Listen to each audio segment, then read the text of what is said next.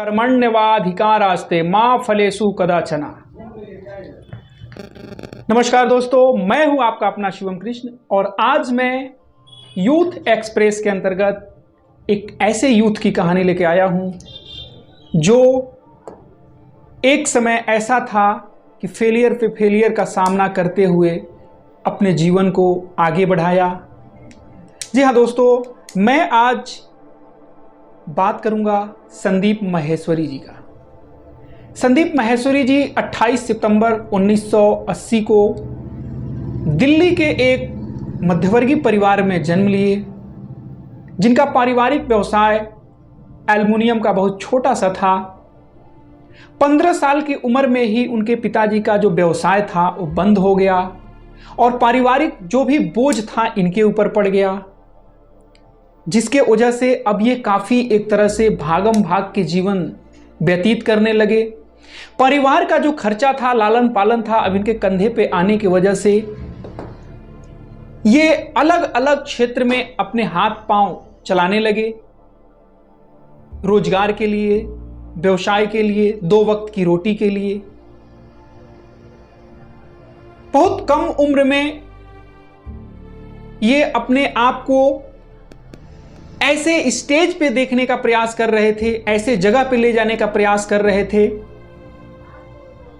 जो सामान्य बच्चों के और सामान्य लोगों की सोच से आगे था। ये गीता के उस श्लोक पे विश्वास करते थे कि कर्म करते रहो, फल की चिंता ना करो। और यही कारण भी था शायद कि ये फेलियर पे फेलियर होते जा रहे थे, उसके बाद भी अपना कर्म करना नहीं छोड़ रहे थे। ये लगातार फेल हो रहे थे। आगे पढ़ाई करते हुए ये फोटोग्राफर का भी कोर्स किया और फोटोग्राफी करना शुरू किया, लेकिन उसमें भी ये फेल हुए। कई कंपनियों में इंटरव्यू के लिए भी गए, लेकिन सफलता नहीं मिली। MLM कंपनी का भी एक तरह से सहयोग लिया, उसमें भी सफलता नहीं मिली। और धीरे धीरे मनोबल तो टूट रहा था, लेकिन अपने आप को संजो के संदीप माहेश्वरी निरंतर आगे बढ़ते रहे। एक उनके बचपन की कहानी उनके मां के द्वारा पता चलता है कि उनके पड़ोस में किसी एक बच्चे के पास रेड कलर की साइकिल थी, तो ये अपने पापा से साइकिल दिलाने के जिद करने लगे। तो इनके पापा जी का यही कहना था कि हम कोई टाटा बिरला तो है नहीं कि तुम्हारी हर ख्वाहिश को पूरी करते रहे। ये अपनी माता जी के पास गया और पूछा कि ये टाटा बिरला कौन है। तो इनकी माताजी बातों को टालते हुए यह कह के निकल गई कि टाटा बिरला वे लोग हैं जिनके पास बहुत ज्यादा पैसा है। ये उसी समय ये सोच लिए और एक संकल्प लिए कि मैं भी टाटा बिरला के जैसे पैसा कमाऊंगा, मेरे पास भी बहुत सारे पैसे होंगे। इनकी जोश और जज्बात को देख के बाकी उस समय सभी लोग हंसे, परंतु किसी को नहीं पता था कि ये सबसे तेज बढ़ने वाले उद्यमियों में एक दिन शामिल होंगे, सबसे तेज आगे बढ़ने वाले उद्योगपतियों में शामिल होंगे। और इनका कर्म ऐसे ही चलता रहा।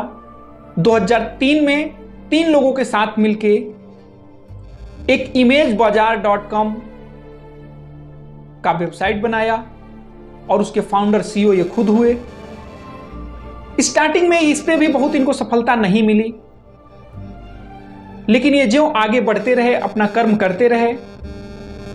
और उसी टाइम पे इन्होंने सबसे ज्यादा लगभग 100 लोगों का फोटो खींचने का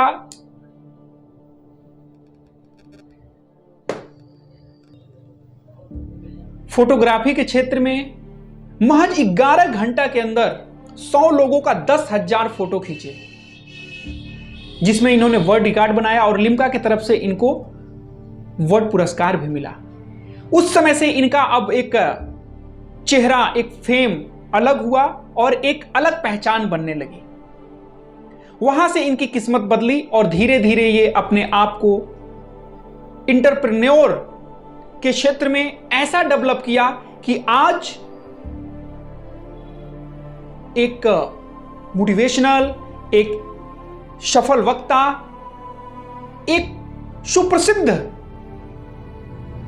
मंच को संभालने वाले एक ऐसे स्पीकर बने कि जो आज लाखों करोड़ों यूथ के आइकन बने हुए हैं, आइडियल बने हुए हैं। उनको देख के लाखों करोड़ों यूथ अपने आप को संभालते हैं, संजोते हैं और अपने सपनों को पूरा करते हैं। संदीप माहेश्वरी आज एक अपने नाम में ही एक ऐसा ब्रांड है जो अपने कर्मों के बदौलत बिना फल की चिंता किए हुए अपने कर्म को करते रहे। वो संदीप माहेश्वरी आज हम सभी यूथ के एक आइडियल हैं, आइकॉन हैं, जिन्हें देख के एक जोश जज्बा आता है। और आज सबसे बड़ी उनकी खूबी यह है कि आज भी वो हजारों लाखों लोगों का सेमिनार करते हैं और वो भी मुफ्त में। तो सबसे बड़ी एक सफल और एक सक्सेस, इनके अंदर एक जो जोश है, जज्बा है, वो एक फ्री में इसलिए करते हैं क्योंकि ये एक समय फेस किए हुए हैं कि जब फोटोग्राफर या मॉडल्स, कभी ये मॉडल बनना भी चाहते थे और मॉडल्स में उस क्षेत्र में गए तो देखे कि मॉडल लोगों का क्या एक तरह से शोषण कैसे हो रहा है। उसी समय ये अपना संकल्प ले लिए कि मैं इस क्षेत्र में लोगों को सहयोग प्रदान करूंगा, लोगों को मैं एक, अगर मैं सफल हो गया तो सहयोग प्रदान करूंगा और एक प्लेटफॉर्म प्रदान करूंगा, जो आज वो कर रहे हैं।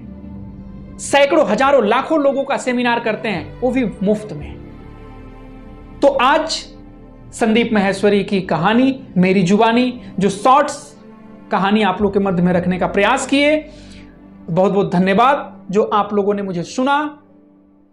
जय हिंद।